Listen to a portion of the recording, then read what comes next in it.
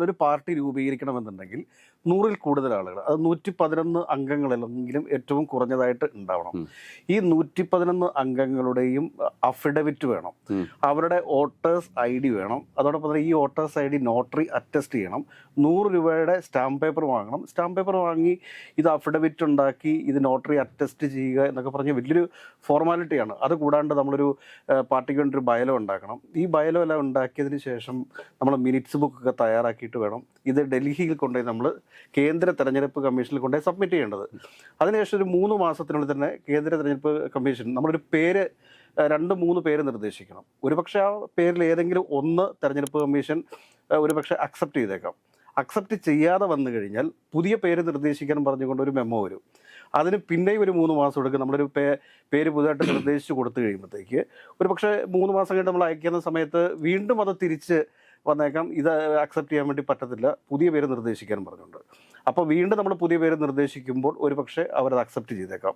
Accept ചെയ്തതിന് ശേഷമുള്ള ഒരു പ്രോസസ്സ് എന്താ എന്ന് ചോദിച്ചു കഴിഞ്ഞാൽ ഇത് 3 പത്രങ്ങളിൽ 3 പ്രാവശ്യം പരസ്യം ചെയ്യണം. അതായത് 3 പ്രാവശ്യം ചെയ്യണം. അതായത് ഒരു നാഷണൽ മീഡിയയിൽ, ഒരു ഹിന്ദി മീഡിയയിൽ ചെയ്യണം, അതോടൊപ്പം തന്നെ പ്രാദേശികമായിട്ടൊരു ഇംഗ്ലീഷ് പേപ്പറിലും മലയാളം ന്യൂസ് പേപ്പറിലും പരസ്യം ചെയ്യണം.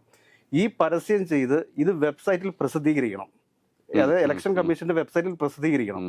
ഇലക്ഷൻ കമ്മീഷന്റെ വെബ്സൈറ്റിൽ പ്രസിദ്ധീകരിച്ചതിന് ശേഷം ഇതിനെതിരെ ആരെങ്കിലും എന്തെങ്കിലും ഉണ്ടെങ്കിൽ അത് പിന്നെ ഹിയറിങ്ങിന് വേണ്ടിയിട്ട് കേന്ദ്ര ഇലക്ഷൻ കമ്മീഷൻ വിളിപ്പിക്കും. ഇതെല്ലാം കഴിഞ്ഞതിന് ശേഷം മാത്രമാണ് നമുക്കൊരു റെക്കഗ്നൈസേഷൻ തരിക. അതായത് നിങ്ങളുടെ പേര് അംഗീകരിച്ചിരിക്കുന്നു, നിങ്ങളുടെ പാർട്ടിയുടെ പേര് ഇതാണ് എന്നും പറഞ്ഞുകൊണ്ട് നമുക്കൊരു റെക്കഗ്നൈസേഷൻ തരും. ചിഹ്നമൊക്കെ കിട്ടുക എന്ന് പറഞ്ഞു കഴിഞ്ഞാൽ പിന്നീട് നമ്മൾ ഇലക്ഷനിൽ മത്സരിക്കുന്ന സമയത്ത് സ്റ്റേറ്റ് ഗവൺമെന്റ് ആണ് പിന്നീട് നമുക്ക്, സ്റ്റേറ്റ് ഇലക്ഷൻ കമ്മീഷനാണ് പിന്നീട് നമുക്ക് ഈ തെരഞ്ഞെടുപ്പ് ചിഹ്നം അലോട്ട് ചെയ്യുന്നത്. ഇതിനൊക്കെ ഒരുപാട് വഴികളുണ്ട്, ഒരുപാട്. കാരണം വെച്ചാൽ സ്റ്റേറ്റ് പാർട്ടിയായിട്ട് ഒക്കെ വരിക എന്ന് പറഞ്ഞാൽ ഈ അടുത്ത കാലത്താണ് നമ്മുടെ PSF സാറിന്റെ പാർട്ടിക്ക് സംസ്ഥാന പാർട്ടിയുടെ പദവി കിട്ടിയിട്ടുള്ളത്. അപ്പോൾ വലിയൊരു പ്രോസസ്സാണിത്.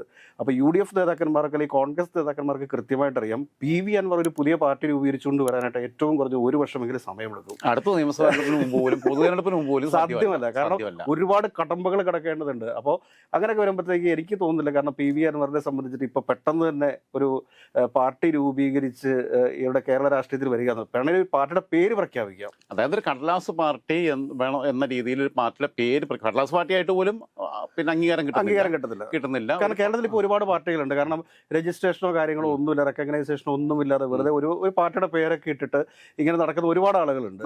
അത് പിന്നെ പക്ഷേ ഇലക്ഷനിൽ വേണമെങ്കിൽ അവർ സീറ്റ് കൊടുക്കുകയാണെന്നുണ്ടെങ്കിൽ, പൊതുതെരഞ്ഞെടുപ്പിൽ സീറ്റ് കൊടുക്കുകയാണെന്നുണ്ടെങ്കിൽ UDF സ്വതന്ത്രനായിട്ട് മത്സരിക്കും.